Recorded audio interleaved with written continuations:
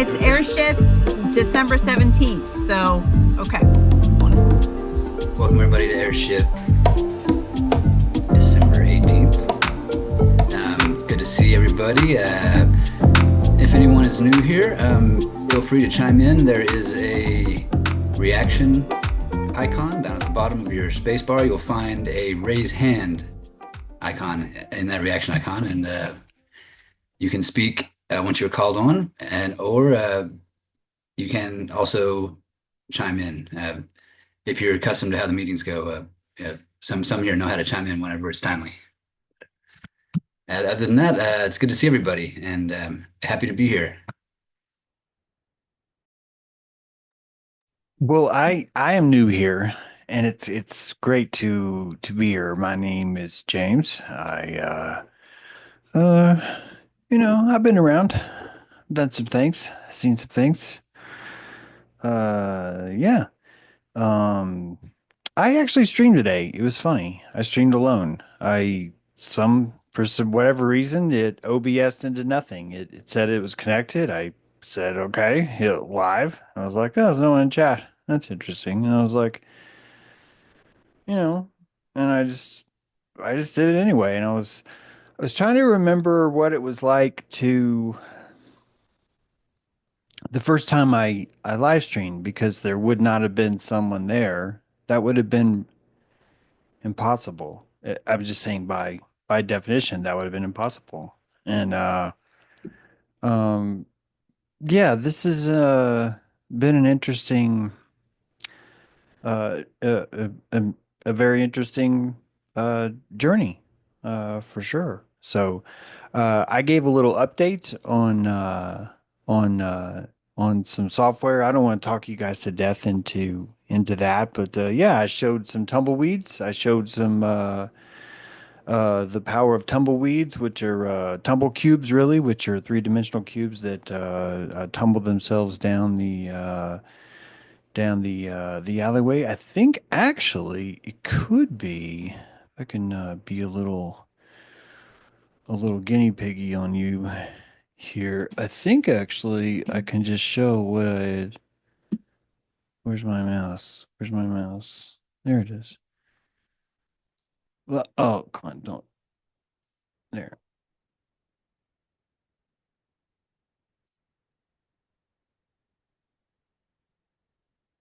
It does this. It makes you wait. It makes you wait.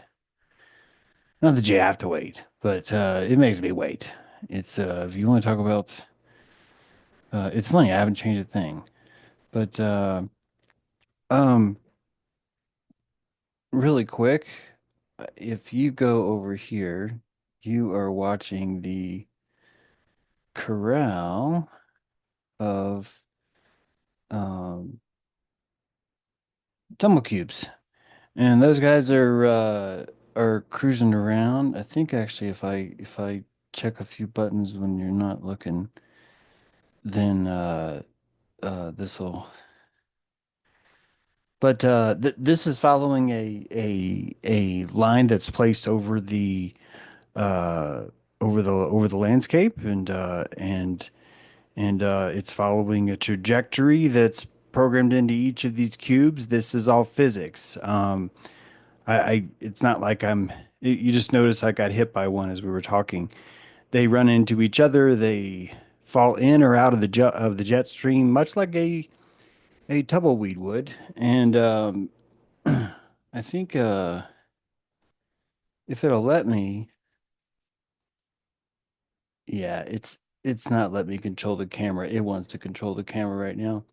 But I showed some of that progress. Not that you guys were like, hey, I really need to see some progress on that, but talked about that a little bit to myself, and then was hoping people would show up here, and they have. So I'm glad you have. All this to say, uh, progress is really things are really coming together, and this will not be on my plate forever. But man, I am enjoying it. It is taking every calorie. I'm changing my diet changes Same thing when I write. I not only do I crave more things, I require more things to just like just to cut through it. So that's interesting. And yeah, holidays going great. Beautiful day today. Hope everybody's doing good. As I said before, if you haven't heard me say this, I feel like I'm playing hooky, but I'm working so hard during my hooky that it doesn't feel fair to call it hooky because it's just man, there's just some serious calories being applied into places, and I'm very thankful for the opportunity to do that and stuff. So um, that's me. I'm new here. It's great to be here, and my name's James, and that's what's going on. So Nice to meet you, James. What's the elevation on that island behind you? Is that sea level or is it yeah, floating? actually starts at zero around the crispy edges. It's a floating island. And then that floating island, what's nice about that is if you solve if you think about what the puzzle will be, if you were to solve the island, that would mean that you've like gotten off of the island. And I'm thinking you're going to need like an airship or something to get off of there. So, and then if you think about what the game actually is each of these timelines. This island is a place where I can show you any show that I've ever done has a slideshow that could be applied to this island. So the slides would be placed along where you saw the tumbleweeds. You would come to a flat area that's been excavated by the code, and the slides have been placed there, sort of like it's like a billboard along the jet stream, and the jet stream, but the billboard is the slide. However, the slides, if this takes off and the code works, and it looks like it is, because I've been working on this for years, the slides aren't just a static image or video or audio, which is pretty kick-ass. It does all those things. It actually allows you to throw 3D objects in too. So you could imagine that if the slideshow is in a jet stream and you came to a slide and the slide had a bunch of chickens, that one of the chickens could wander close to the range of the jet stream and be sucked into the vortex. And then when you were three slides ahead, you would be hit by a chicken because the chicken was cast into the wormhole of the jet stream. So I think there's a lot of weird things that I just frankly find fascinating that will come up. But more importantly, what I see happening is that when you approach a slide, maybe one slide is like a farm where there are chickens in front of the slides, and you enter the perspective of the farmer or the perspective of the chicken, and you would be able to move the camera there. But I was trying to explain this. I don't know if it was just you, Renee, or if I was telling everybody this, but forgive me if I'm repeating this. But if you could get into the eyes of a chicken, the world would look very chickeny. It would look very different. If you get into the eyes of someone who has not woken up yet, the world looks very different. And that this app would kind of be cool because you sort of could experiment with that idea that different so one NPC could see chemtrails, like when you were this will-o-wisp and you occupy that NPC, this one of these characters, whether it be a chicken or a human, you would see their world. And so the sun, the moon, the all of the clouds, it would be a cooperative thing where all of the jet stream data would have to match up. But the truth is that each of us are able to paint our own weather in a much more personal way. And it's through a kind of vibrance, a colorful vibrance. And I hate to keep bringing you back to the app, but if you could picture that you was the wisp when you enter into the life of someone else, you would see a vibrance or a lack of vibrance in the world. For example, a chicken without a worm in a long time has no vibrance and their world is very black and white. But if you possess the chicken and walk the chicken over the island to the fertile side where there are worms galore, then the chicken would start to see colorful things.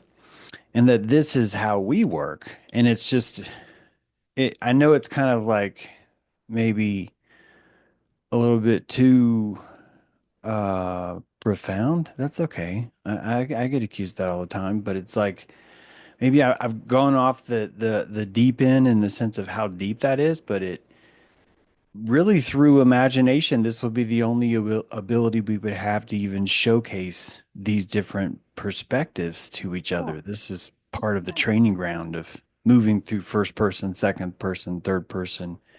Then you're entering into director. You're conveying your own movie. Wait a minute, I'm coming. You have your actors that are in your movie and you're watching, the production. You think you have a script, you're watching people try and react to that thing. So it's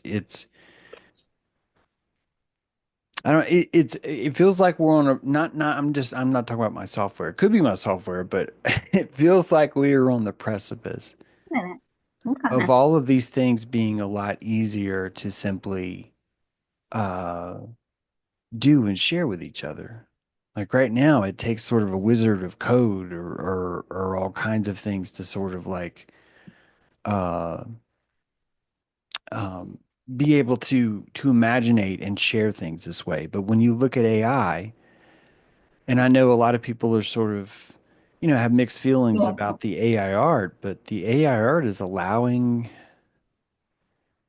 the same way that I can paint a jet stream through code and I can show you how it works, so too can you apply an imaginary concept into AI and get an image and use that to convey to me or to someone else a feeling that you have. This is what the Pope does when it puts on his hat and he opens the doors and he's like, it's the Jubilee.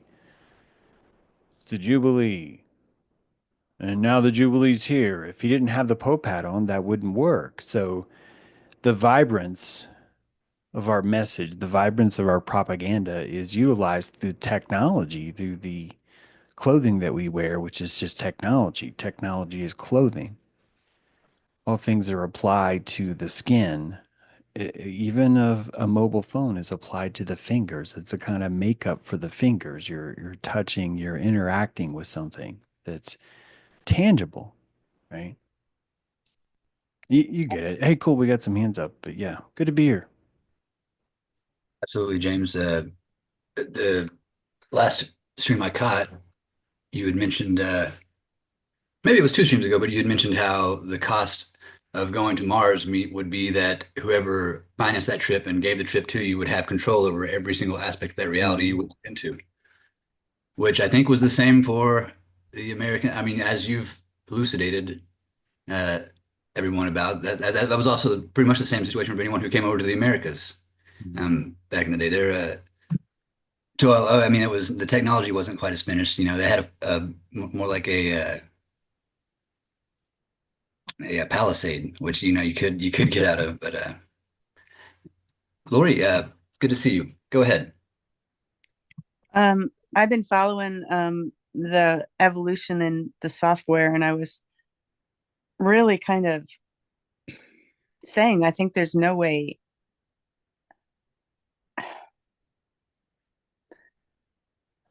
What I've realized is I've left the past behind, and there's no way to go back into that.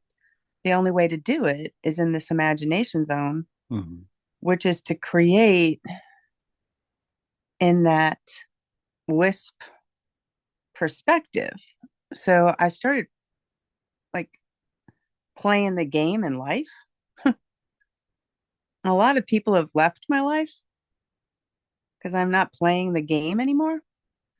Well, when you play in the five senses game and it becomes like the points are in this game and the points are to get more attention.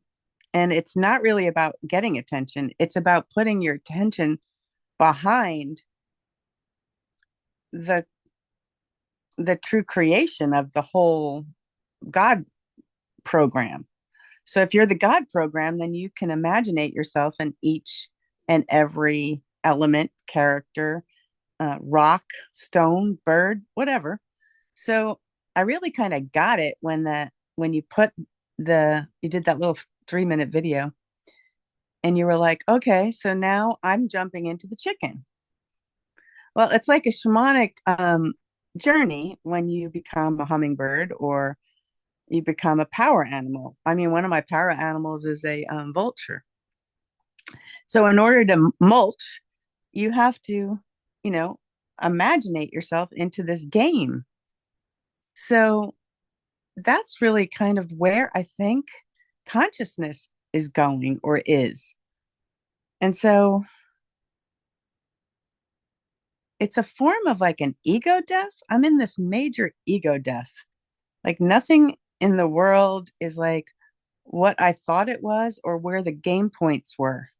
Like, say you have a healing center and then you want all these people to come to your healing center for what? For the five senses healing game? It's already done. It's all in the light. It's all changed already. And it's like there's no way to play the game anymore. So it's like I think the only way to play the game is to be the consciousness behind the whatever that wisp is, and you're hopping along in this present now.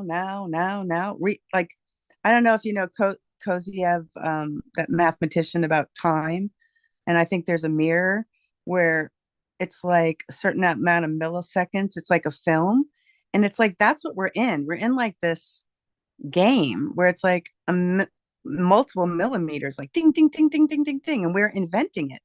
And I was like, it's a little bit, I don't know, a little disorienting sometimes, but like this Zoom thing right now, the camera does weird things. All of a sudden it goes out and all of a sudden it goes back in. It's doing it all on its own. It's weird. So it's like everything is a little bit like, I don't know, I feel like I'm in a strange land and it's magical and mystical and and there's endless time. There's no limitations on time. Time is just like expansive. So that's my experience. It very in some ways disorienting, and in other ways, really expansive. So I don't know if that made an ounce of sense, but there you go. Thanks so much for sharing your experience, Lori. And I can relate to a little bit of what you're speaking to as far as the way you've been feeling lately. And I really like what you are talking about as far as, or, this feeling that the game of healing in the five senses sense to you feels like it's past, us at this point. I don't feel entirely finished, but I'm going to think on that. What you're saying that gives me a lot to think about. Thank you, I Tom. want to I want to just add, just in case Tom has something else to say. I've been seeing a lot of layers, and I think maybe what you said about ego is the same, but uh, the more calories we have, the more firmament we have. Same thing. The more layers we're able to add to our canopy. There's a a, a layer of birds applied to a landscape, and that's the top. There's a layer of treetops. There's all these layers, and those, when we think about authenticity or facades, those are all facades, and those are all authentically reflecting that simulation. And what's getting harder and harder to do, Lori, for me is not to take life seriously, but to not to take it so realistically. It's kind of, that's the difference. It's To me, life is very serious because I just enjoy, I'm just having so much fun.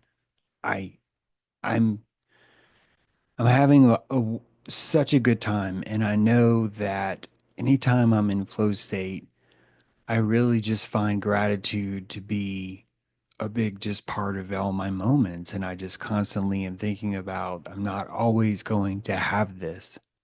And maybe that's even me stumbling. I don't think it is though, because it makes me lean in more. And this is what I mean by I don't take life as seriously anymore. I'm having trouble with the language, but I take it more. The importance is more, but the realistic nature of it, that's what it is less. The importance is more. The realistic 60 frames per second, I don't fucking give a shit. 24 frames is fine. This is all filmic cinema is 24 frames, where you're in a realm of 60 frames, and it's showing me more and more how much I paint between these places. And this is this is who we are. In a way, we're choking by having more resolution because we're getting less and less opportunity. It's fine. I think we're just expanding into those spaces, but I really feel you on the layering of these things, because the flow state to me is, wait, I can layer this on top of this on top of this. I'm noticing things that I've felt uncomfortable about before, where I'm like, I don't have to. Why do I feel uncomfortable about that? All feeling uncomfortable is going to do, I'm being general on purpose right now, but all feeling uncomfortable about this one specific thing going to do is just going to bring down the flow state later, and it doesn't really serve anybody's purpose unless I'm caught up in the realistic nature of things, right? In that way, it's it's a different world. And we were raised by people that only had that and cling to that very importantly. And it's fine. I don't want to fuck that up. But the importance is effervescent from there. That's all I got. Thank you, James, for jumping in. Lori, I apologize for, or I'll try to do better about making sure to see if anyone has anything to say on what you were bringing before I move on to anybody else. Tom, I saw you lower your hand. You didn't have anything you wanted to say after all? Uh, we'll go ahead and go to Pi. Pi, it's good to see you.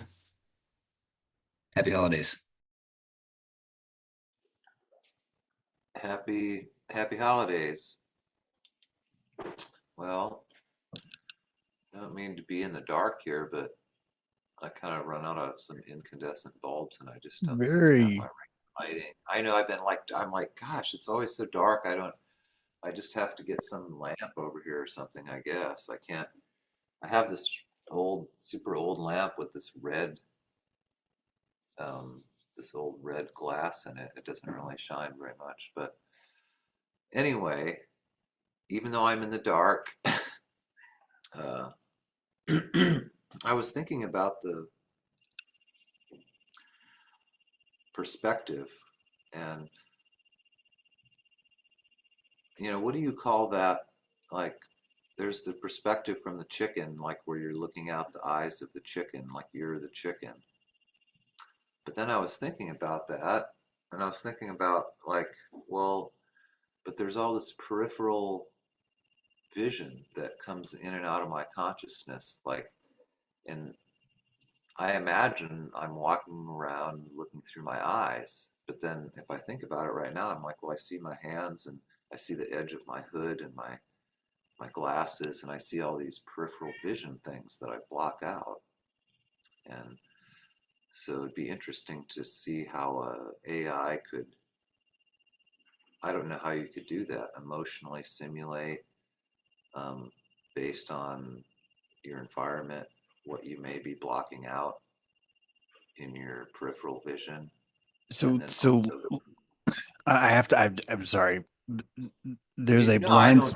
there's a blind spot on a horse, and that forms a cone, and that cone of blindness that's purely based on the architectural shape of a horse's head looks like a unicorn horn. Look like the the blind shape of that is a unicorn horn, and I'm just throwing that in because it's such a colossal field of view. The amount of aperture, the amount of it's a little bit different. FOV is a little bit different, but the field of view, the amount that you pull in is very predator prey. The rabbit's going to have the widest open field of view, right? Because they're in pure perpendicular periphery. periphery, right? I will watch every transit, every possible circuit of vector into me. I'm going to look at the same time, and that's who I am. And then what does the eagle do? They macularly turn that into an obelisk and they point it like a laser directly at a specific target. And they see the most minute details of everything about it. This is prey and predator vision. Pool, I think about it like pool and obelisk. Reflecting pool, collecting water, the pool, and the obelisk. These are the two ways of seeing. You could think about the masculine and feminine, but you could also just look at it as the psychic poles of your consciousness too. That prey and predator are both part in both of your eyes have this prey predator. And the way your eyes are split into this tetrographic vision, it's so complex that your left eye is broadcasting the top half into your right brain's lower lobe. It's so it's so insane.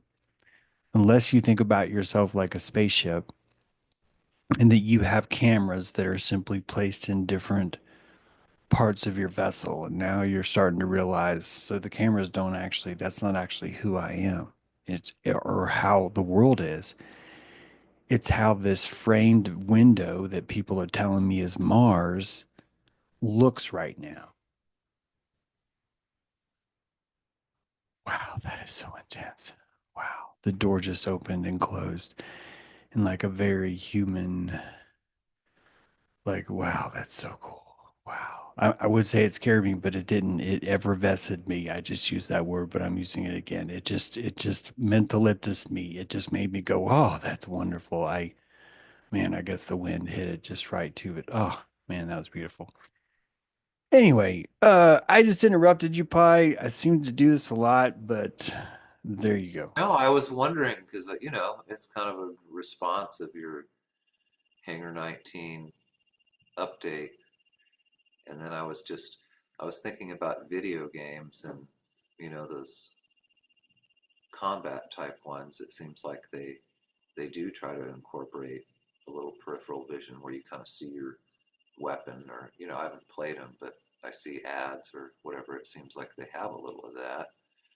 But like I said, if your consciousness isn't really aware of it all the time, then that's kind of they also have like like the driving games, like what's that, Grand Theft Auto, that has like it's as if there's a drone camera kind of up in the air, slightly at an angle, um, filming it.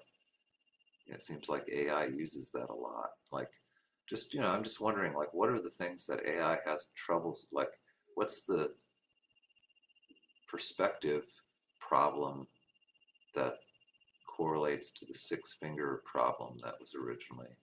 You know what I mean? Like, what's there seems to be a perspective problem in the realism. Like, what is it that makes it seem fake Yeah. with all these different types of, I'm just trying to home in on it, because if you figure that out, then you have total realism, right? Yeah. Well, if you could imagine I haven't even started to touch graphics on my app. It's just purely just mechanics and character controllers and stuff and GUI UI interfaces. But when we get into the actual art of it, if you picture that the landscape would be black, if you were logged in as a chicken, you would only see a world that's 3 feet in front of you. And then if you were logged in as if you were a wisp that was possessing, I need to say it better. If you were a wisp possessing a chicken, then you would see a world that's only 3 feet in front of you. And that's easy to do with code. We can write that. I can change the coloring and subdue them. I can subdue the edges. I can write a custom renderer that makes things blurrier. Could give you dog vision, meaning that we can shave the green cones, remove them from the shades of light. And if you think about this as a tool, it really does show you a very powerful perspective about compassionating because you're able to compassionate how differently someone sees the world because this is how a chicken sees it. But more importantly, as you encounter NPCs in an environment and one of them's not doing well, you know, his world is full of ghosts and shadows that are constantly telling him he sucks, right? And and his the paranoia is constantly being invaded as he walks down the street. And then when you eject yourself from that person, you see a different reality. You see a wisp reality, a more godlike reality, and then you log into someone else and they're having a great day. This is this is pretty cool. What I'm talking about. This is different. And right now, you and I have never met in virtual space in a ocular way, meaning a full a full-on headset where you were immersed in VR is really low budget now. Like it's pretty much just off the shelf, ready to go. And that's getting so much better, so much faster. And when you place yourself, it's one thing to place yourself in front of a screen, and it's quite another to wrap something around you. Those are great. Those are immersion. But I'll tell you what's more immersive than anything else at all, which is why that video game that was a green piece of plastic that was shaped like a football stadium, and you had a red dot that blipped. And if you ran that red dot and you only had one of three vertical places that you could run, and I played that as a kid and I was fully immersed. And here's what made it immersive for me. The immersion for me was if I identified with the dot and I told the dot to move to the right, it moved to the right. And if I took the joystick to the bottom and it moved to the bottom and I was identifying with it, I identified with it more. The joystick is an identification finger because the more that when you insert limbic insert into the joystick and you see a prompt anywhere, not just on your finger, but if you were to have a joystick where if you wiggled your ears and the fucking lights in your bathroom turned on and off, you would simply accept that that's who you are. It would be so normal. It would be just as normal as if you learned to, oh, here's one, flail your nostrils. I'm doing it. I'm doing it. That when you learn to do that, you found a door that wasn't there before, but where it goes, you don't fucking know. You don't know. So when you think about how immersed you are, what really immerses you, in my opinion, is interface. Your ability to transit to change the world based on your input. Now, all that said, because Zerlos, I appreciate you being patient. I want to stop talking, but all that said, when you enter into an immersive world and you were logged in where everything you see around you is you, but here's the thing we don't quite have yet, but it's getting really close. It's just not anywhere near there yet.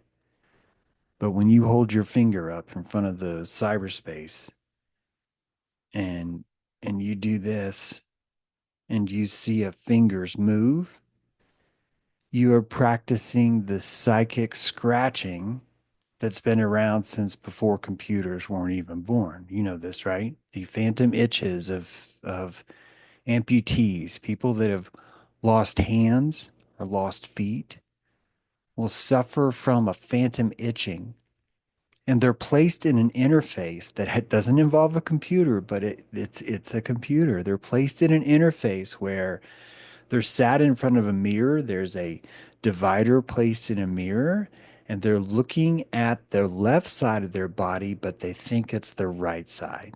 I have to look this up because I don't want to explain to you how and lose you in the language of all this, but they think that they are scratching the left side of their hand, even though their hand is gone, because the mirror is giving them a direct interface, and because wherever they move their hand, they feel association with it, so it works even more. When you do this in cyberspace and silicon, you are interfacing into a fabric just like my shirt, just like your underwear. It expresses who you are. It is who you are. You identify with it. It is the doer of all things that become you. This is a very powerful kind of saturation interface. You have a saturation interface. You saturate with anything in the world that is tangibly touching you for a while, and that when you invoke some sort of movement, that thing that is saturated responds to that request. Doesn't have to be well. So I pick up a club and I wrap it with nails. I'm sorry, I'm going dark, but and then I hit a zombie on the head. I have associated with this club, and it has done things for me and with me, so it becomes who I am. And placing the visor over your head is the same once the tangibility part comes in. We have haptic gloves now that use pressure, and the pressure is so specific because of the neighbors. The receptors in your fingers have suction cups, and not just the suction cup of a direct suction on top of your finger will feel like you're touching something, but more importantly, these suction cups around your finger, not fully suctioning something, make this part of your finger feel like you're touching silk. This right now seems very trivial, very rudimentary. But if you broadcast this through the invention of clothing, you find yourself in another world where suddenly you're able to go 300 meters below the ocean because of saturation technology.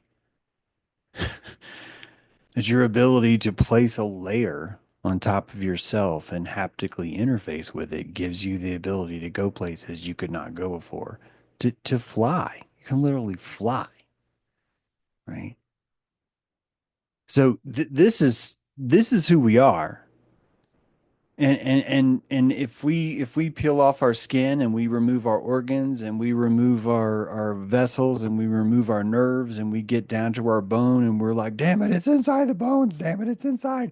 And we rip open the bones and we take the marrow and we put the marrow in a jar and we look at the jar. We still don't have it. How associated into the bone does the liquid feel? Like this is me, right? Like there's the identity. Isn't this why platelets are rejected? Certain people who have blood transfusions or organ transplants are simply unable to associate into certain things. This is why some blood types are maybe friendlier for that. Other blood types aren't. It's a closer sort of, oh yeah, I've driven a clutch before kind of a thing. So it's easier to associate into so you don't end up rejecting those things. That's all I got. Thanks.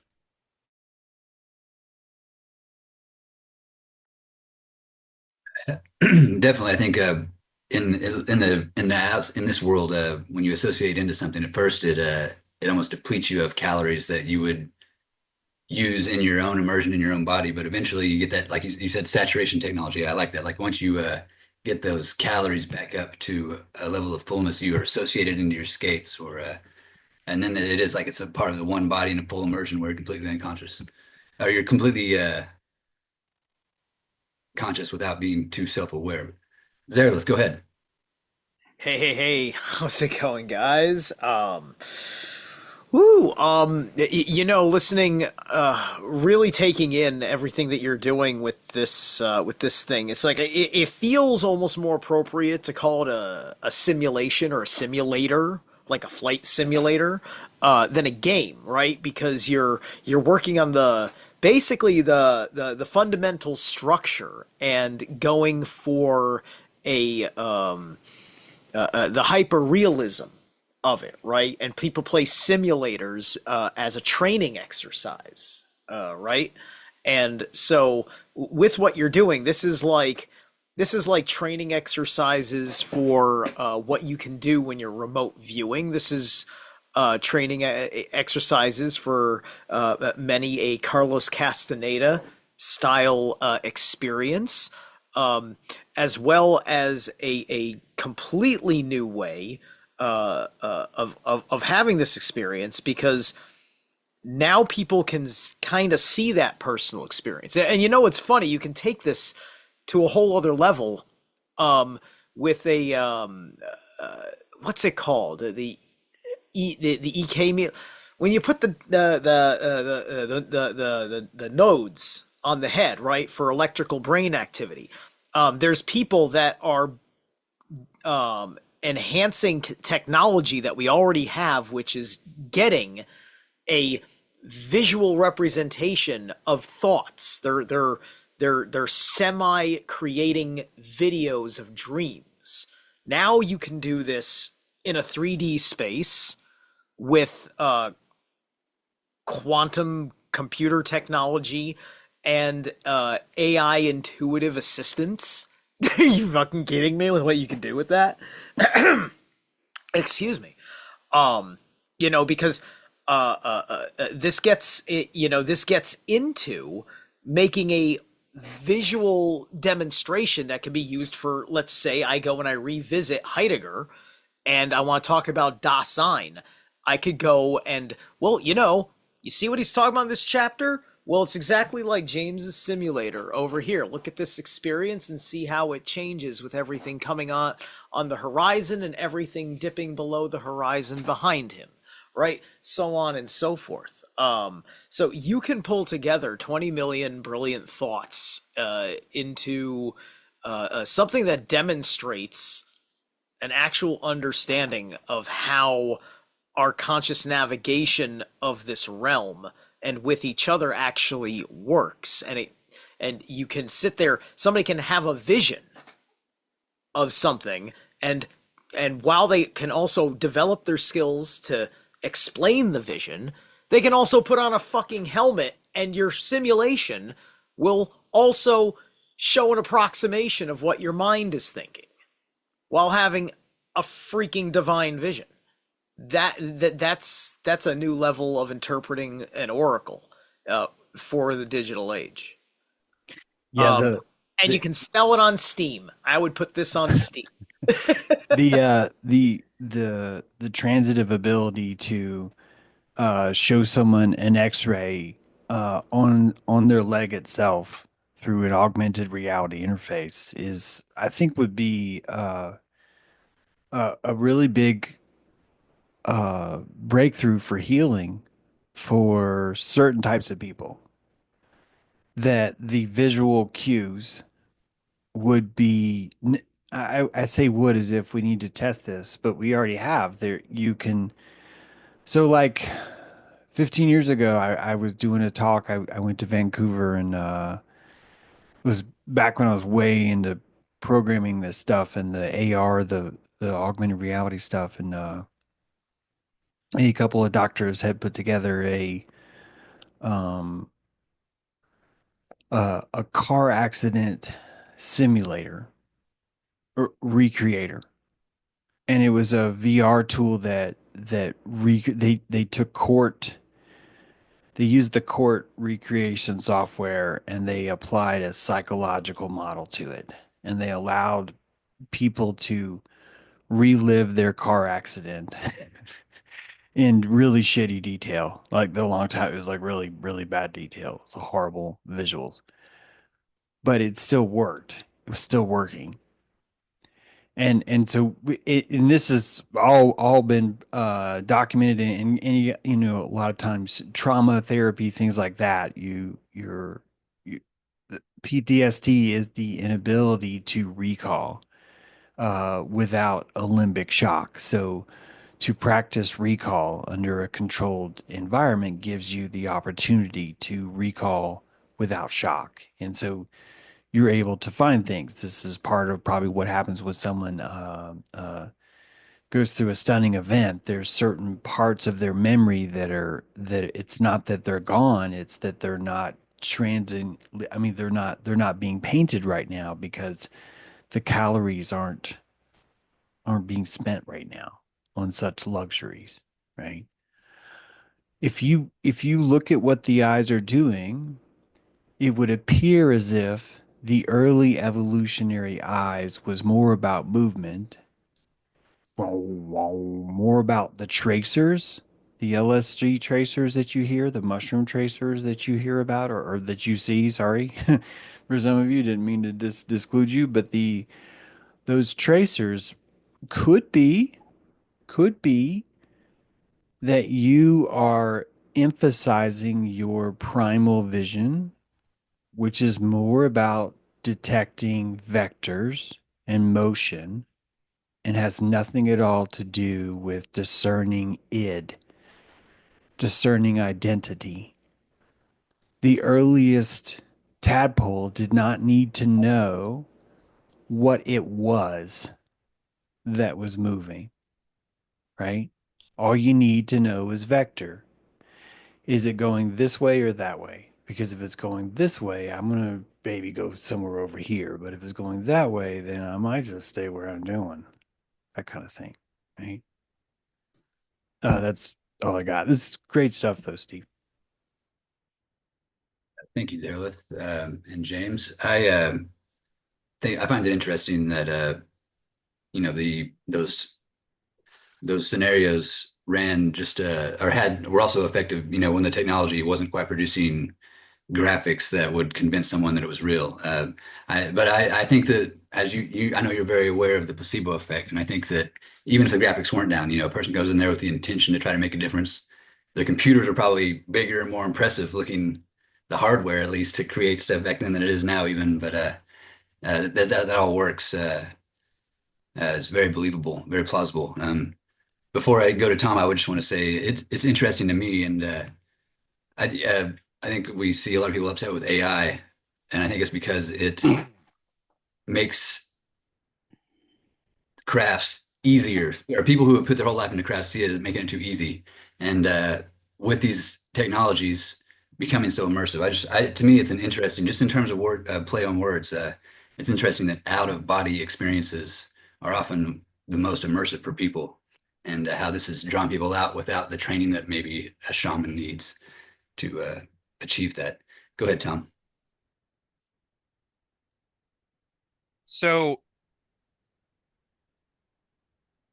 with the idea of simulations and how AI is helping to interact with it, I can't help but wonder, and this kind of goes to a foundational belief that I've started to develop, that we are in ourselves part of a simulation. We're part of a dream. That everything works on a micro or macro scale. And as you scale down, your universes get smaller and smaller and smaller, and within every mind is a universe in of itself. And I'm wondering if AI is our own version of what we are to whatever simulation that we are part of. Because questioning these things and asking about them feels very fourth wally. It's like becoming aware that you're in. It's like the comic book Deadpool, where the character regularly talks to the audience directly because he's self-aware that he's not real, or he's part of a story. Um, just wondering about that, That's especially when you that's look at the. Go ahead. and I don't want to stop you, but I just want to say this is a really good thing. If first person, second person, third person, and then Now you're zooming out and you're looking at your character as if he's a sim, a little creature interacting with all the others. This is God view, or it depends on what you call it in video programming, but it's like this. It's beyond. It's fourth person, right? And then you think about fifth person. You breaking the fourth wall is finding deeper persons, deeper levels of awareness and transience in both ways. So these are ways of forming resolution. We find resolution both ways, intrinsically in who we are, but also intrinsically in what we associate into. How well or how deeply, I think, has nothing to do with personally with resolution. It has to do with interface. Does it go somewhere if I predicted it correctly? If you go back to what identity is, identity, this is why music is such a powerful force, because identity is, can I predict what will happen next? If I can, I will trust whoever just predicted that. And I swear to you, I just told you who you are. If you break down psychologically who you are the person who's predicted the things that are happening to you the most with the most accuracy, or at least with the most propaganda, to convince all the other agencies. Agency is a neurological term, but all the other agencies that we need to give all the sparks to you. This is fucking Zeus. That Zeus is an agency of electrical patterns inside our body, and that we've.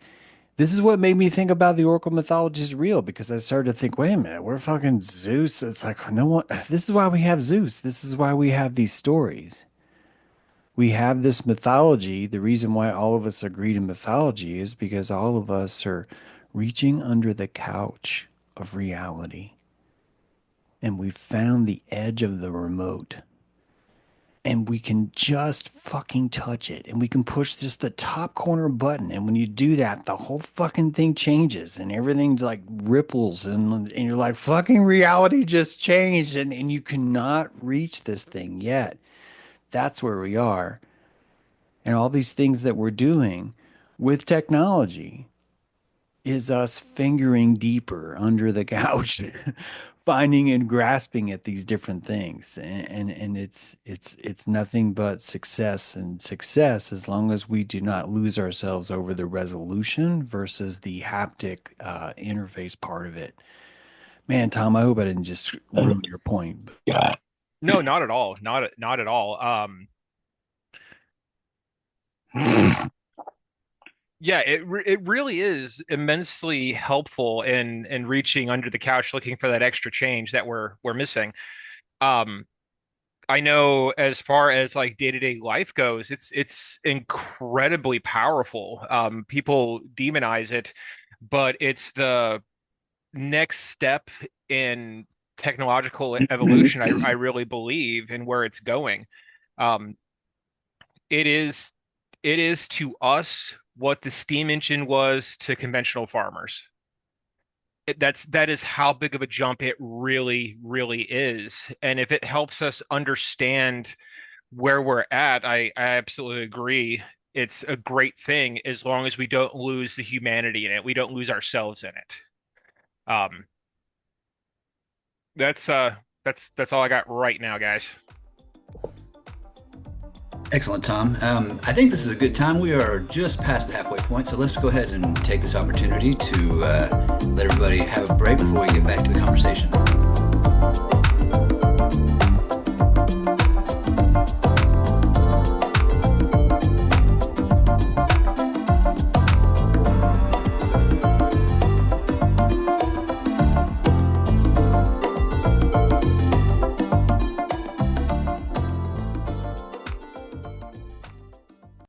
Welcome back, everybody, to December 18th Airship. Good to see everybody. Lori, go ahead. Yeah, this topic is amazing. There's a movie that came out, I don't know, it's called The Nines. I don't know if anyone's seen it. It's a very ordinary movie. It has a Melissa McCarthy in it. And it talks about these characters, and the characters are like the first character is a police officer playing. He's an actor playing a police officer, and then he kind of realizes he's the actor playing the police officer, and he blows that life up. And it essentially gets down to this place where he's like, the same actor is playing all these parts in the thing. So it's very much talking about what we're talking about right now. But it gets to this point where he realizes that he's like a god in the program, and he has to break through all the things he's not. And it's like when you get to that part in the program where you're watching it and you're like, I was really taking this really seriously. Like, this is my character, and I wrote all these things into my life, and this is who I really am. And then it's like, that's not who you are. You are just about to reach for that remote underneath the couch, and you're going to change all the parameters. So I was thinking about like proof. Like I worked in the medical field, and the thing that Zara was looking for, it's an EEG, it's an electro something, and they put all the things on. Well, this is an electrical system. Your gut's electrical system, your heart's a magnetic system. And we're entrained into this matrix of a collective consciousness, a collective, humanity. So I was thinking about this experience I had at a chiropractor. It was called network chiropractic. And you put 3 people in a room, and there's the chiropractors in the middle, but he's working on 3 different people at the same time. And the person over here is affecting you, and you're affecting them. And it was obvious that all of the people in there were entrained to each other. And it was like, so then I was thinking about this cranial sacral work that I'm doing, and that the person has to touch my physical body cranial sacrally to release the trauma. But I was thinking, well, maybe this new AI thing is going to be able to do this collectively, because I can't describe, like, really kind of now understanding that how powerful we are and how limited we are in our thinking, that someone has to touch you. I mean, it's great to have a touch, and it's great to have the person, but I don't know. I think we're at this leading edge of something just amazingly, like, I don't know what it is, but if I used ChatGPT or whatever, the mid-century or something, and I wanted to create the world that I want to see instead of the world that they're trying to feed me right now, I think I'd be a better service to humanity than the one that I have in my senses. So that's what I got right now. Go ahead, Zerlis.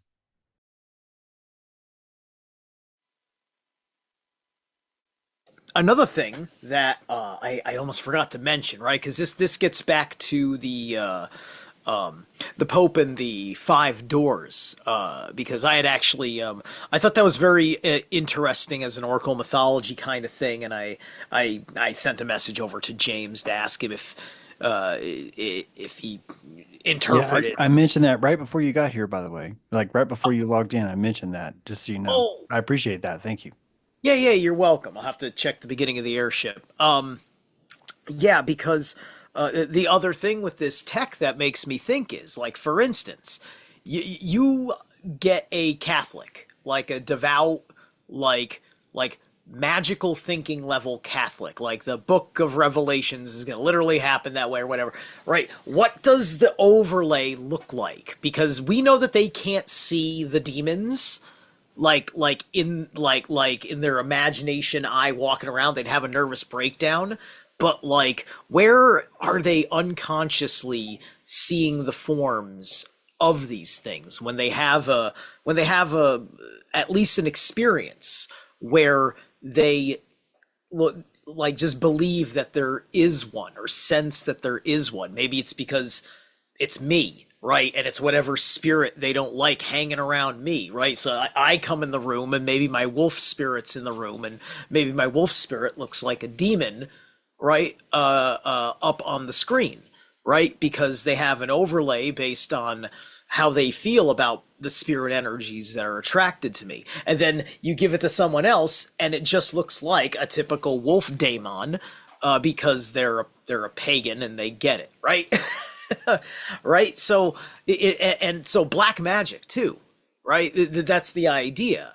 It's what kind of overlay to the world is being programmed into true believers that take when the Pope walks through doors ritualistically very seriously, and there are many Catholics, some of which are shadow Catholics, that are going to follow suit.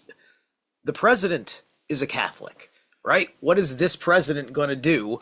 Uh, if he because I think he walks through one of these doors before we switch over, right? Because the world will be seeing things differently, and so something weird will happen, and we won't, and maybe something normal happens after that, but the public has an unexpected reaction, and that's the spell, because they saw something different when the event happened after the ritual was done to give them the inception, because of everything it means to them in their catechisms, right? We can learn how we're MK Ultra-ing people. We're learning how we're gaslit, like all of it. You could dispel every fucking toxic hallucination you could possibly imagine for anybody interested in putting the thing on and having someone they trust make an analysis of it. And that's up to those two people, because you can run this technology in a private way. Okay, that's it. Yeah, it's again, I mentioned about the Pope hat before you got here that it's not even always necessarily nefarious. We tap into, look, if I go on a property and there's a giant fountain, I don't know why this works, but it does. There's a fucking fountain on a corporate property and the grass is all the same fucking height. You're gonna park in a parking lot. It's gonna be square. It's gonna be painted. You're gonna get out on a sidewalk and walk into a glass door that's been cleaned. You're gonna open the door. You're gonna walk in and you're gonna find a receptionist. And this is a church, and we call this is you're gonna go see a professional. You've got a medical issue, James, and you want to go see a professional. This is what it looks like, and it's mundane as can be. It's the most mundane thing it is. And the person who's going to tell you the horrible news or the great news is going to feel the same 3 minutes after they tell you. This is what we want. We want this. We want this mundane, carpeted safety. And it makes sense. If we fear predator enough, we would turn our predator into something invisible and so small and minuscule that the only way we find out it's killing us is inside one of these offices I just told you about. And everything's clean and everything's in order. And what makes it all work is the technology of your belief. And you walk out and you say, I have to cut off my breast, or I have to remove this part of my skin, or I have to have this, or all those things go through your mind. And now you're been eviscerated by a fucking predator. And it was the most polite thing that's ever happened to you. And this is what we've reduced reality to. We are living in nature. And we are such powerful creators that we were able to paint nature into the shape that serves us best. So, where do you go from here? Because I don't want you to be lost in resolution.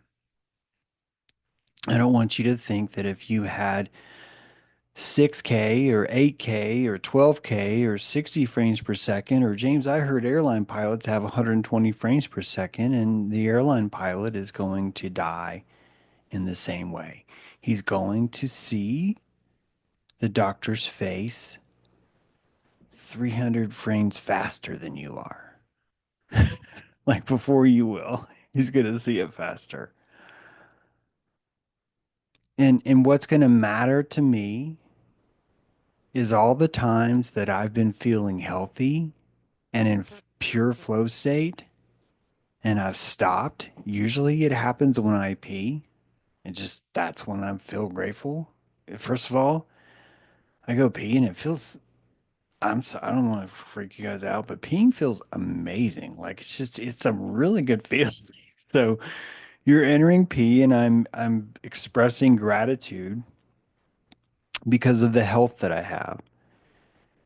And I'm doing all those because I'm jacking up all those numbers because the day will come where that isn't it. And I will look back and I will not be able to find one fucking regret anywhere because of how grateful I always was through all these peeing breaks where I noticed how satisfied and saturated I was in the activity that I'm doing, how desperate I am when I'm like, oh, I have to go pee now, and I'm like, oh, I have to stop, how traumatizing I am as a 50-year-old man when I find out it's late and I have to go to bed. I'm just like, are you fucking kidding me? I don't want to stop. Like this is good.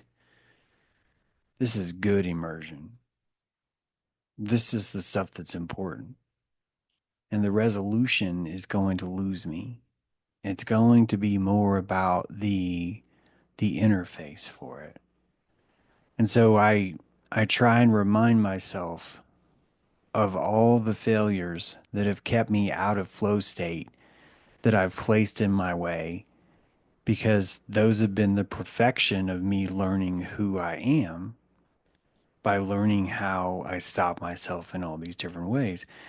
Guys, I have an identity that is so completely deeper than anything I can express to people visually.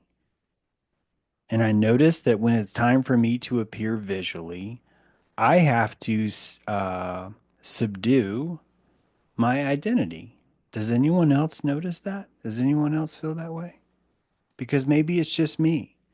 I visually feel stunned because I know that there are certain visual expectations that are expected for there to be, whether it be I'm shaved or I'm dressed the right way. And these, I used to think it was because I was lazy and I didn't want to groom myself, and all that's true. And I went through all that, but it's also deeper than that. I've learned that it's deeper than that. I've learned that my imagination changes so much. And I know it makes people uncomfortable because visually they expect it to remain the same. I feel this palatable limitation from my reality because of this. And I think the fact that I feel this is brilliant. I think I found a new geography, a new landscape of limitations that we've never found before. I hope this makes sense. This is a positive thing, meaning that I've discovered that there's a new form of shame that I never knew I had, guys. This is fantastic. And it looks like this. And I feel like that's where I'm at. And it's fantastic. I don't mind that the world is like, oh, and they're making you do this and you have to conform. All that's fine with me. It's fine. I am not here to say we have to eliminate conformities. No, I am here to notice the conformities, to notice how I associate into those, to notice how much, oh God, how much confidence I get from my own conformities. I you have placed for me in my bowling lanes rubber bumpers that stop the ball from going in the gutter. That's what it is. And it makes life so much easier. And when I break through that, I find my identity is so much more out of line with what I think everyone would consider acceptable. I'm talking pure imagination mode. It kind of like when you're 7 and you're like, what are you're wandering through a department store. Who the fuck knows who you're going to be, right? As you move between the different departments. I remember I would enter the leather department and there was like wallets and cufflinks. And I was like, what the fuck is this world? And I was 7 and it was like, this is fucking fascinating. And then you'd slip over into the athletic department and you're like, my God, these shoes, the things you could do with these shoes. It's feeling this way as an adult with a budget is fucking dangerous. And the more that we find ourselves able to do these things, I think the more brilliant society will become in a very loud way, in a hyper hallucinogenic way. And it's 8K. It's autistic art. It's learning to process and find vibe in so much more saturation, right? 4K chicken is a different kind of chicken, you know? It's that kind of thing. That's all I got. James, do I understand you correctly? It seems like in the recent live stream where you were talking about the scrying device and showing that line that you were talked about the chicken having seen like its whole environment as recognizing its whole environment as itself, even though it's got a limited range of perception that it sees its whole environment as itself. Is that how you were imagining things the other day when you were speaking of it? Yeah, it's exactly what I'm talking about now, too. About if you think about a 7-year-old is in pure imagination, and so they're going to switch between Bat Ranger to cowboy to uh, businessman. All those things are the child because the entire department store is the child's imaginary canvas. And so this really is saturation, isn't it? The child is not limited to a scope of identity, which is limited to the fabric. Typically, the fabric is my boundary of my identity until we get in our car. And now, because we're in our car, our epidermis is able to grow because we associate. How do we associate into our car? Because we have a key that works. What happens when you stick the key and you turn it? It does what you thought it should. This is association. This is association. This is why you know that's your car. Do you know why you know it's your driver's license? Because when you show it to someone else, they agree. This is powerful magic. You just made something real because someone else agreed. Oh my God, James. What if everything is that way? It is. Everything is that way. That everything that we've called real is things that I can look at you and you can look at me and we can make a prisoner's fucking agreement and say that's real. That's real. And it is. You know why? Because look at the fucking Pope hat on my head and tell me it's not real. This is what I meant earlier. Look at this crazy. I need a Pope hat right now. God, I wish I had a Pope hat so bad right now because it would really prove what I mean. Like, look how tall this thing is. You kidding? I have to back up just to get it in the frame. A giant fish head hat. How could this not be real? Right? And so when you think about all it takes, pomp and circumstance is plasma. Plasma. And you react to it the same way you would if you spent $56 million on a fucking firework and you did a countdown. And remember what I told you? If you stick the key in and it does what you think it did, that means you own it. What happens if a rocket goes off and people tell you it's going to happen at 10, 9, 8, 7? All of you are associating 6 into what's going to happen. And if something big happens, it's real. It's real. So rocketry is showing you the way. War showing you the way. All the lies.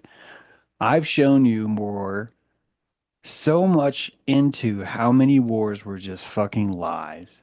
It's embarrassing how many of them were. I still trip out over Normandy and the whole, oh, our radio's broke, so we're gonna let the ghost army control the entire fucking thing. And yeah, that's Popats, man. You're jacking into each other's belief, and this is where you go. You can kill people and be called a hero and feel it and believe it and never be phased by it until some PTSD kicks in. But that's just because the resolution is growing around you and it's getting harder and harder to do these things. Why? Because we're leveling up. This is all because we're leveling up. Fourth person is a luxury. Fifth person is a luxury. Sixth person is a luxury, right? So the more luxuries we have, the more persons we have, that's proof of how abundant we have, how how abundant our identity actually can be. And so yeah, it's hard to imagine that we're not growing, that we're not. It's also very Aquarian. The hidden flow of things is not hidden anymore, you know? So we're seeing that more. I am my house. My house is me. I dictate everything that happens in this house, pretty much. Not all of it, but a lot of it. I don't know who just went into the door though. That was beautiful.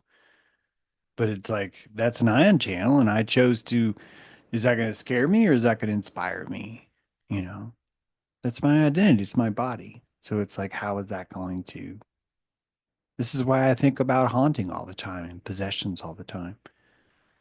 The chemtrails that you see. I'm offended that people are offended that I suggest that chemtrails are not universal. I'm offended that people would think that that means they're not real. I think that means that they would be more real because I'm saying it that way.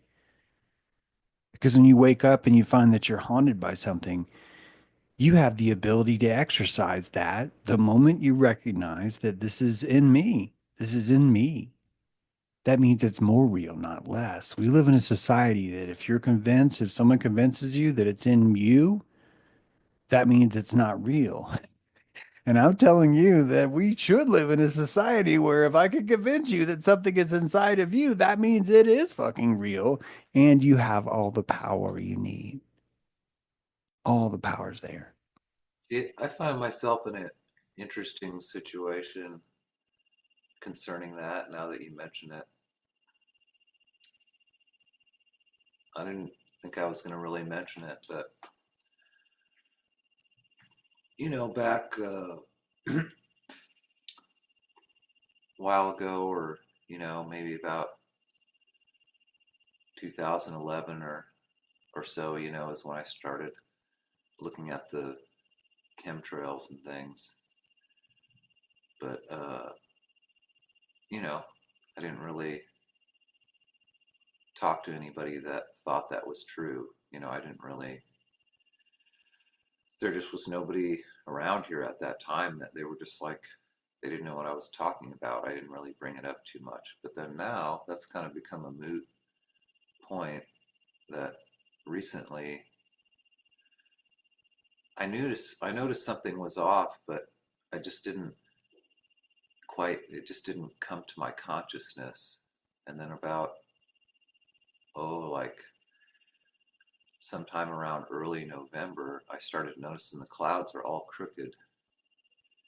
And, I'm up every morning, and then I drive through town and I see this view, and then I realized, oh, they're creating like this dome shape over the city. And so I just started noticing, and there's been dome-shaped clouds over the city every day since. And nobody's mentioned it. And when it came to my attention, I realized what had been missing. I live right on a migratory bird path near a bird, wetlands sanctuary. And I realized I've seen no flocks of birds migrating this year. Usually there's geese, there's ducks, and in particular where I live way up on this hill, they fly low, and it seems to be a, interference pattern point where they can navigate somehow, or some type of a landmark, because it comes across a flat area, and then it's the first hill they come across. But there's been absolutely zero flocks of any kinds of birds migrating this year. Zero. And I went out and I was mentioning this. I was like, Laura, have you seen any birds or any geese? And I'm like, no. And I go, well, isn't that weird that I noticed the domed clouds, And then when I mentioned that, then I heard a honk, and then 11 geese came down and did like a low flyby, as if they were like letting me know, yeah, we're still here. We're just like way up here or something. And then I started hearing about all these drones and things, and I started thinking about other things, like where I worked on the farm that's on a flight path for constant, like Air Force One, and their fake ones are airborne going back and forth. And I realized I've never seen any birds there except for like lone turkey vultures and hawks. And I know that the airport here, from this job I had once, in addition to like hunting animals, they blast frequencies that irritate birds to keep it clear. They've done that for years, in runways and stuff. But I think that there's been some sort of a military domed like city activation shield, that has been activated over my city here. And there is an air guard base too, nearby, that's like right nearby, and then the SAC base is like northwards, 20 miles or so. But anyway, I haven't like had the heart to like ask anybody if they noticed about the clouds, but I did ask this one bird guy that is a bird watcher and usually does a lot of traveling, and I'm like, I asked him, and he said he hadn't heard anything unusual, or which is just weird to me because he's my bird guy, he never doesn't want. I just think it's really weird that a time where there's no birds, this bird guy has forgot to like look for birds. I'm just saying, like, this is how subtly our reality can change, and we can accept it. I may be the only person in town that's noticed the clouds and noticed that there's no birds. If my bird guy that goes all over town to all the places watching birds hasn't noticed anything, and it's like December's almost over, But anyway, that's kind of a, so I don't even care about chemtrails anymore because I'm just kind of observing this, and there still has not been, unless it's been completely cloudless, there's been absolutely no days where I cannot, where I can perceive, I can see the clouds are crooked, and I can perceive that there's a dome shape forming, sometimes just off, and moving kind of as a unison, as if it's being positioned over the city. Yeah. If you, it's weird though. If you were to dress yourself in a fabric, you would feel as if you were covered up by it. And technology is a fabric that is covering cities more than it ever has before. And so the smog that you see in LA is kind of the rendering of what that looks like. And I'm talking about in the 80s, that's what it looked like. And as it's growing now, it makes sense to me that the epidermis, especially in the cities, would need to seem to choke out the sky because that would be the rendering of covering a form of skin that's always been exposed before. So the fear that you have of that technology would exactly be in line emotionally with the same fears that you have about chemtrails. Seeing the smartness of a city, toll toll roads do this to me. I don't understand why everyone's like, yeah, toll roads are like legit. Like that's like the impedance thing. It's not my fault you built a fucking bridge here, dude. I'm gonna go fucking anywhere. It's like that. That's how I think life should be. And it's like, if you don't want people going over here, don't fucking build a bridge. There's a fucking thought for you. They don't even need money because you didn't build the fucking bridge because you didn't want people to come over anyway. I'm getting off track, but the point is that when we uh, place ourselves into the world and we apply the technology that we have, the Palisade looks like a dress code. The first chemtrails were you can't cut your hair, or you're supposed to cut your hair. Sorry, it's so confusing. Those are the first chemtrails. Those are the early ones, and it makes it. I think it's very invigorating that we're seeing this because maybe it's showing us a little bit more about how reality will always naturally look the part of the vibration that is expressing. A smart city, using that in air quotes, the smart city has chemtrails because it's smart, because that smart city would have chemtrails.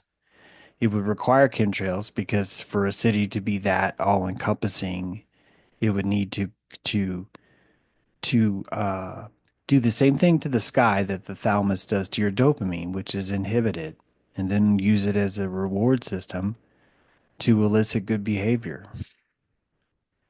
And that's what that's what the entire internet is really doing. It's showing you how horrible we behave under the anonymous mask, which I think is liberating that we see that. I'm not ashamed of it. I think it's important that we see that. This is a very huge clue about our identity that if we can get away with something, if we have anonymity, our morality is very different for almost everybody. This is a big clue to me. This is a really important thing. And all these things are showing us this, just like war, just like nationality, just like patriotism. All these things are showing you the exact same things, just showing you to the new fractal of the advancement to where we are now. So we're exactly on track because we're seeing the exact same mythologies expressed in a higher resolution. And we can use those mythologies to backwards engineer the scaffolding or the fractal, whatever you want to call it, and just kind of look back in the center. I don't know what for, but just to look back and go, wow, look at that. It's not so creepy now. Why is it not so creepy? Because it's the same song. It's the same note. 3 6 9, 3 6 9, 3. You just see the same pattern in it. And remember, I told you what is identity? Being able to predict something, right? This is why we look for patterns. I just answered my own question. This is why.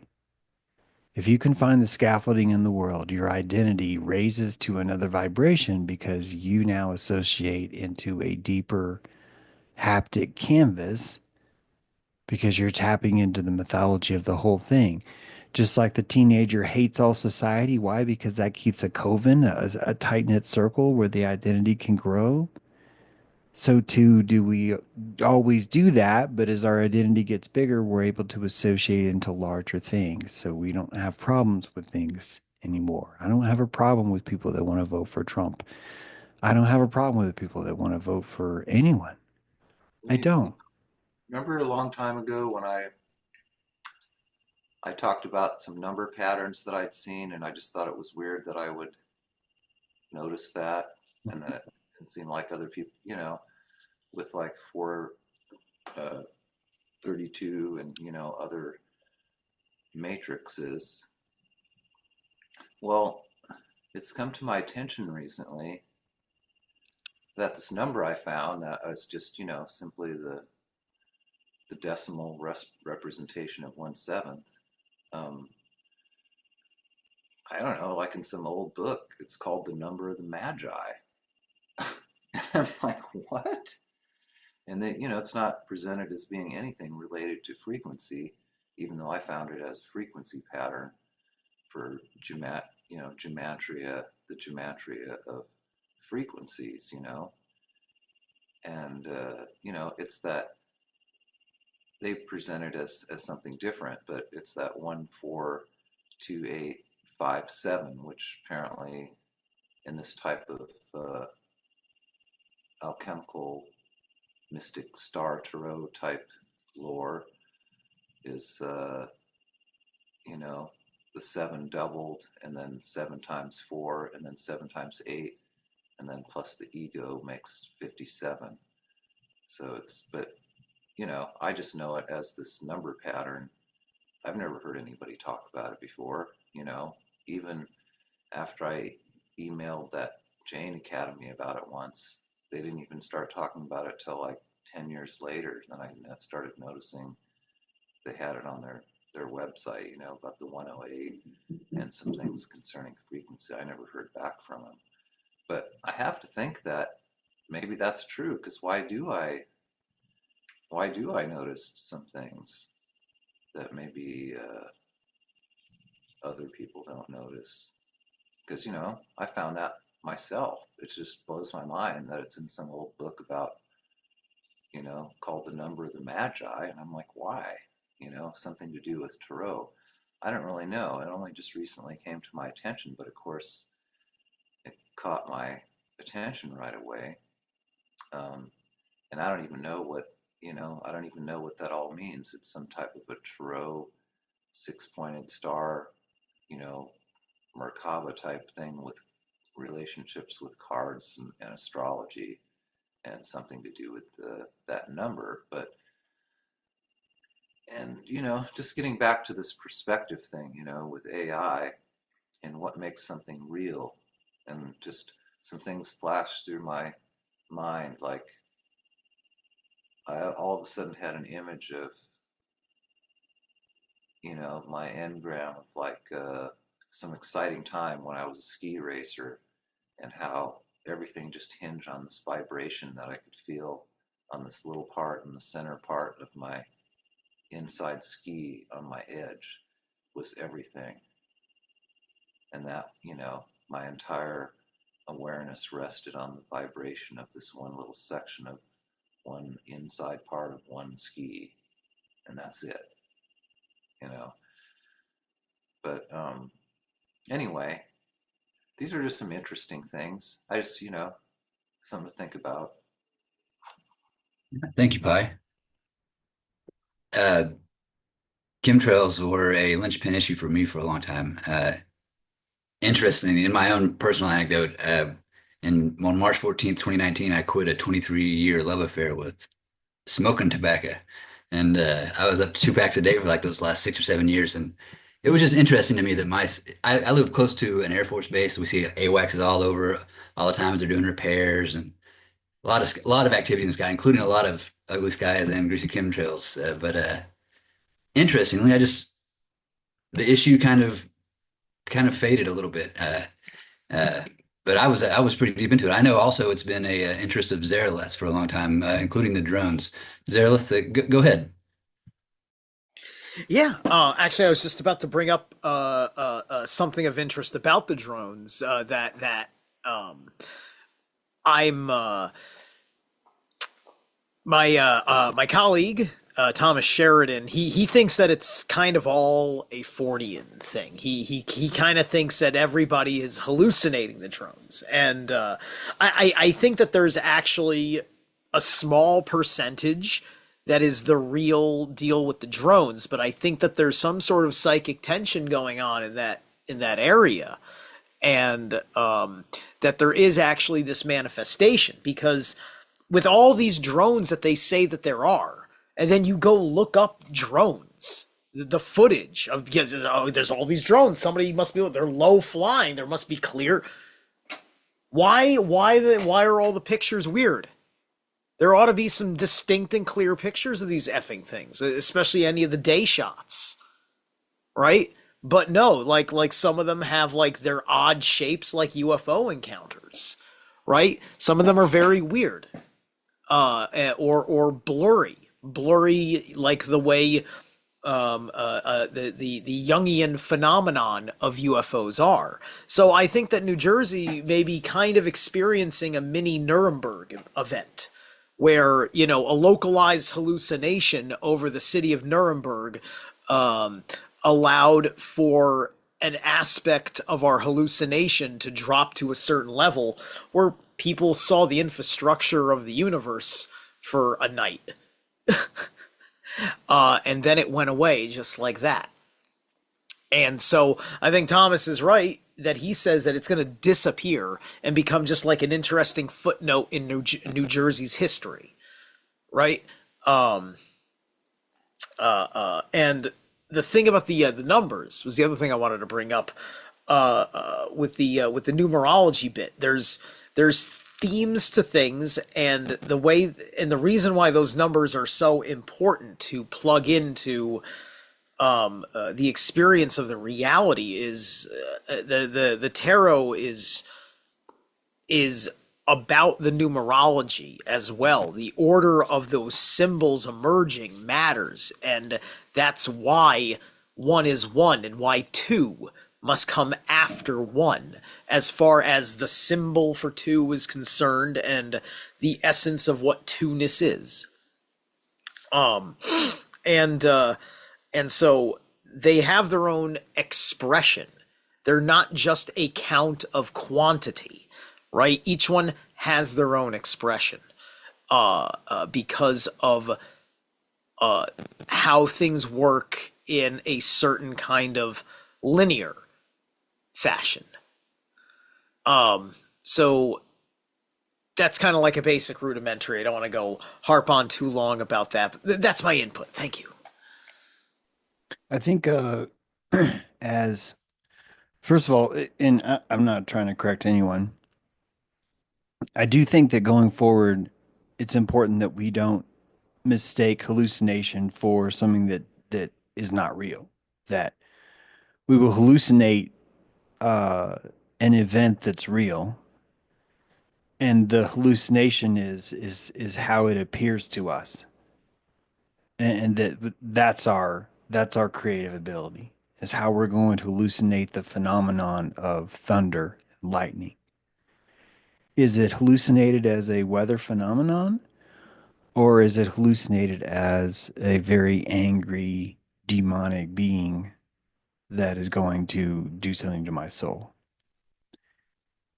Same event, two completely different hallucinations, both have profound effects over the person's life. When you look back at the history of these phenomenon, and another big one was in Arizona in 1998. It was really profound and mundane. It was in the middle of the day, and all these people saw it, and it was clear as day, and it was dismissed simply because it didn't happen again. That's why people forgot it. That's why. And this is how we all work. If you see something supernatural, there's a chance that you maybe haven't remembered it. There's a very good chance of that. Why? Because you end up carrying around this thingamajiggy that you found in this drawer in your house, and you don't know where to put it, and you don't know if you'll ever see it again. You don't even know what it is. You don't know what it is for, and after a while, it starts to haunt you because you can't pick up anything else because you have this thing, and you finally just get rid of it. You get rid of it by putting it in the spam drawer. You don't even throw it away. You dismiss it to a place because you don't want to own up to having to destroy or delete it. You don't want that much responsibility. The same thing happens with our psyche. When you start to hallucinate authority, you're building a palisade in a new world, and you've been told that these are savages that are going to rape and steal the scalp of people, and so you hallucinate how much more powerful your authority is, the authority that is in charge of you. And so the authority that's in charge of you, you were only going to feel safer from the other authority if the authority in charge of you is more powerful. And so now we come back to why Lockheed Martin is a magical corporation. These places, these companies that make weapons, they don't make weapons, they make ideas of weapons. And the ideas of weapons are so powerful that they convey enough of a saturation to where technology will be built to make the idea of the weapon more formidable. So we go to the Bikini Islands and we say, on this side of the island, we're going to put a buttload of dynamite. And on this side of the island, we're going to put a nuclear bomb and we're going to shoot them both off. And we're going to do a little shell game. We're not going to tell you which island has the dynamite and which island has a nuclear bomb because we think this is the best way to test how effective this is. And you just invented the shell game. You just invented the show me the lady, show me the lady. You just invented that. And you've declared this on a global scale. And now people are like, duck and cover, get under the desk, get under the desk. And we do it with terrorism. We do it with nuclear weapons. We do it with cancer. We do it with whatever is necessary that's coming next, which means the authority that you see is not the authority that's out there. It's the authority that we hunger for in order to feel safe from what is out there. Well, you can see it like in this number that I talked about. If you come at it like I did through frequency, the 2 is always an 11, actually, first, always, and gets reduced to 2. There's never like a 2, it never goes straight to 2. Mhm. And I look at that as represented in light of this conversation is that when something just happens once, there can't have been any conscious anticipation really for it. I mean, that's debatable, but it has to be repeated for the circuit to be created for anticipation to occur and then for that to be satisfied and kind of complete the circuit. So you have the 1 and the 1 and that makes 2. Yeah. Man, Pi, you're blowing me away because if you think about Roman numerals, the early conscious mind could not associate the identity of something having two. So it's an eye and an eye. So it's two eyes. This would be an early elementary way of mutating consciousness without being able to mutate consciousness yet. So now you're calling it two eyes instead of the number two. But then when we got more creative, we're able to remember more probably. We can watch something mutate into one, into two, into three, into four because we have the contextual resolution now to imagine things like three and four and chemtrails and taxes and credit scores, right? And inheritance and Well, pensions like the and frog, social security. All these are the same kind of thing in that same way. like the frog eye thing, where frogs can't see things if they're too slow. But then, since I used to catch frogs for bait, uh, really when you think about it, like, why does that happen? It's like you just have to blend in with the background, so if like the water's drifting like this fast, you can move your hand this fast because that's the background. So as long as you're moving with the background, there will be no memory created. So there will be no I and no I, and there will be no two.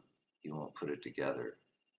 But anyway, Perfect. Yeah, perfectly said. That's exactly right. And we are frogs. There are Anunnaki, whatever you want to call them, it doesn't matter to me. There are frog hunters like Pi that are moving in that way, and we're missing them. and we're missing them through the lack of memory to be able to store that resolution. This is why a chicken is so easy to predict because it has such a narrow scope, right? So there's only so many possibilities. It's the difference between mastering checkers versus mastering chess, right? One's one dimensional, the door just opened again. That is so awesome. One's one dimensional, the other's, eight dimensional, or however many dimensional chess would be because of all the different player characters. It's different games for different resolutions. So great stuff, guys. Absolutely great stuff. Lori earlier spoke to memory's role in the upcoming Aquarian Age. James, you mentioned in this Aquarian Age a new level of immersion. I think it might be so immersive, in fact, that it may be hard to live in the past for people who have experienced changes similar to some of the people in this group during 2020. And likewise, it also might be so transient or transitory that I might be in a totally different place 5 days from now than I am today, however immersive it might have been. And it's a fun thing to look forward to. And we've come to the time where we would typically close the airship.